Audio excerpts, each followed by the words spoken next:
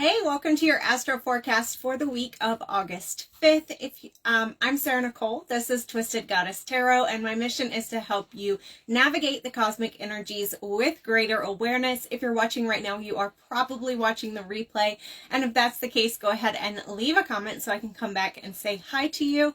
If you're new here, we do this every Monday where I chat about what is happening in the skies to bring light to how this week's astrology may affect you. Of course, this is going to be on a collective level. How these astrological events affect you personally is going to depend on how it's interacting with your personal birth chart, of course. All right, so let's go ahead and get started. I'm going to try to make this a quick one because if you didn't see my post the other day, I am going to be streaming live with my friend Heather McLean and my other friend Allison, and we are going to be chatting about the energies. So this is going to be happening at 7 p.m. tonight from 7 to 9 p.m. We're going to be streaming it on all of our pages, so you can tune in live on any of our pages. And we're just going to be talking about the energies because there's been some ascension symptoms, I guess. That's how I'll explain it quickly. We'll talk about it more tonight. So I'm going to try to be quick today.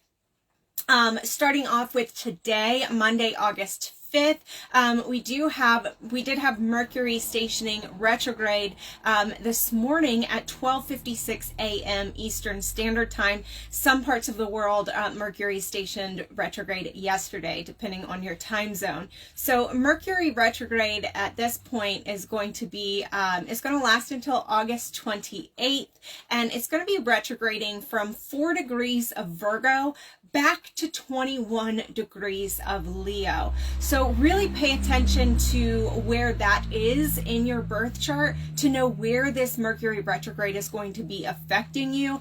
I did make a full post about Mercury retrograde just less than an hour ago, so really be sure to come in and check there because I broke it down depending on your rising sign and where Mercury retrograde is going to be happening in your chart. But as just a little refresher, Mercury retrograde is nothing to be afraid of. It is nothing to fear. We have 3 to 4 Mercury retrogrades every year. The universe does not give us anything to simply mess with our lives, right? The universe gives us retrogrades as a gift. It really is that. And I know most of you may be thinking, Mercury retrograde, a gift. It really is that. It's a chance to review and to rethink and to make sure that we're going down the right path before we go full steam ahead. Now, why do we feel Mercury retrograde so much more strongly than we do, say, Pluto retrograde?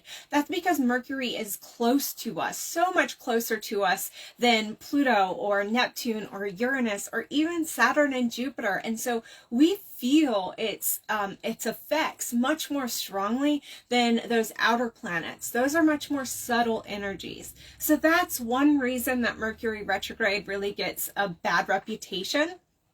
And then also because Mercury is the planet of the mind, and literally everything we do starts in the mind, right?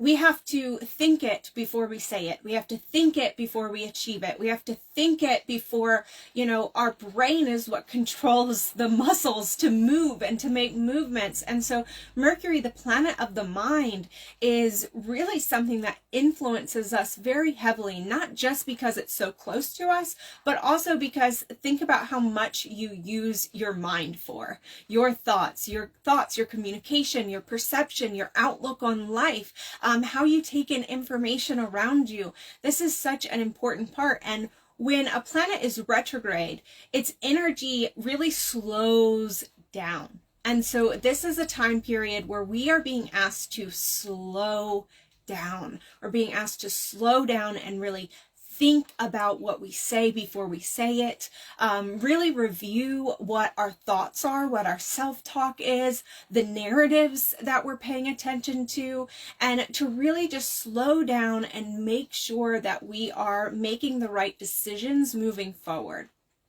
So again, I do recommend that you go and look at the most recent posts that I just made. You can find that on Facebook and on Instagram, and it really explains more about Mercury retrograde, especially about where this Mercury retrograde is going to affect you based on your rising sign, right? That's a lot of information to go over in just this live. So if you check out the post, you'll be able to look at where this retrograde is going to affect you based on your birth chart, based on your rising sign.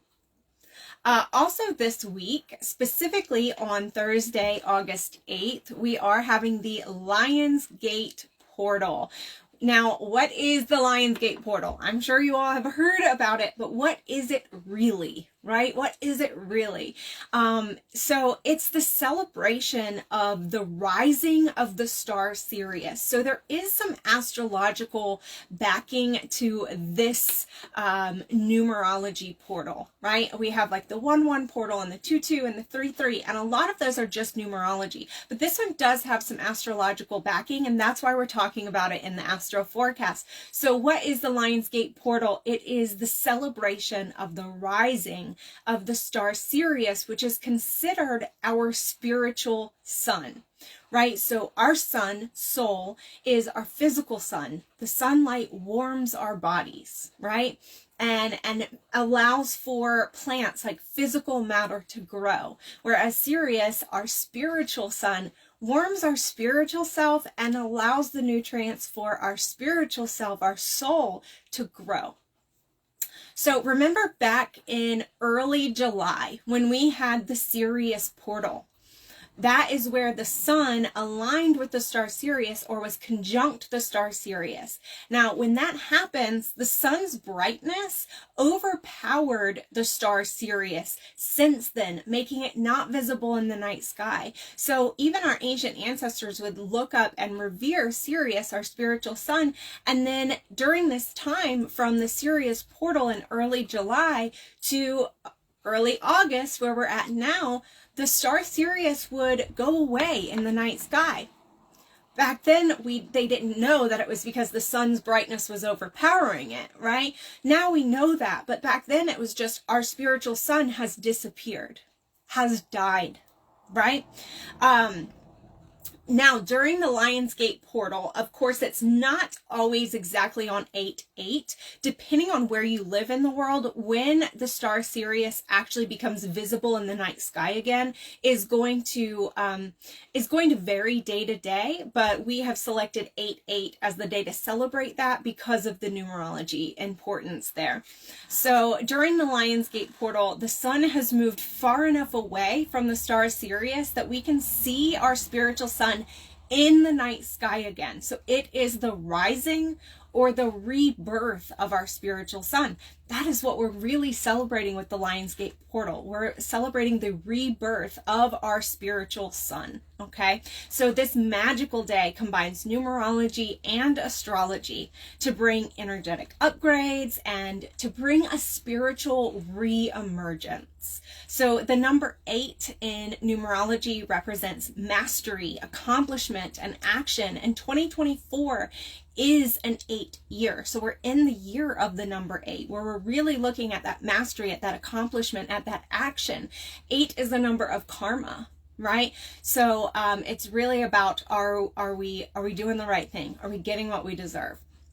The number 8 also represents, the 8 looks like the infinity sign. And so the number 8 also represents the infinite and timeless nature of your soul. It's believed that opportunities for manifestation are really heightened during this portal. But this portal I know a lot of it is going to be talking about abundance and manifestation, and I know that's going to be shared around a lot. But this portal, what it really is about emphasizing your spiritual nature.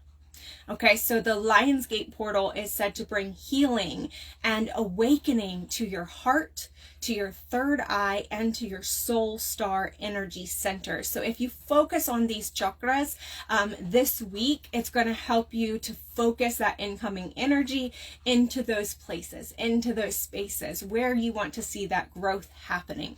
So that's the Lionsgate portal.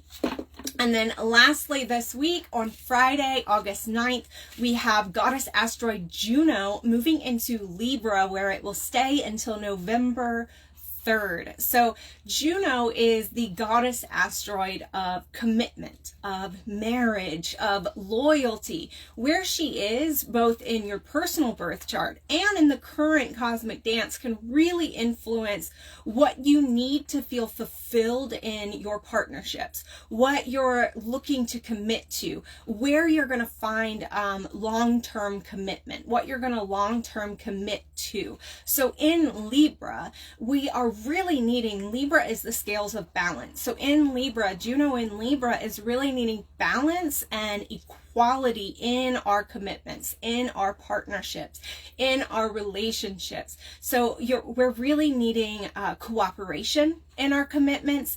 We're really needing to be treated fairly, treated equally, not treated less than, not treated more than, right? So that is what we're looking for. So keep an eye on that, because Juno moving into Libra also means that it's leaving Virgo, and Virgo is a much more independent energy, wants to be more independent. So you may find that you're wanting to be a little bit more committed and loyal than you had been the previous couple months. Virgo energy can also be a little bit critical, almost hypercritical. And so we're moving away from that, and we're seeking the balance, and we're seeking the fairness, and we're seeking to see where we can maybe bridge the gap in our relationships and our commitments, and where we can meet each other halfway, right? Rather than picking out the faults or the flaws. So I think that's a beautiful shift here. So that is our Astro Forecast for this week. Don't forget to tune in tonight, Monday, August 5th from 7 p.m. to 9 p.m. on either this page, on Heather McLean's page, or on Allison's page. We are going to be joining forces, a medium, a shaman, and an astrologer joining together to discuss the energy as we see it through our lens of spiritual workings, to kind of help guide us through this time period. So I'm excited about that. And I will see you all next week. So much love.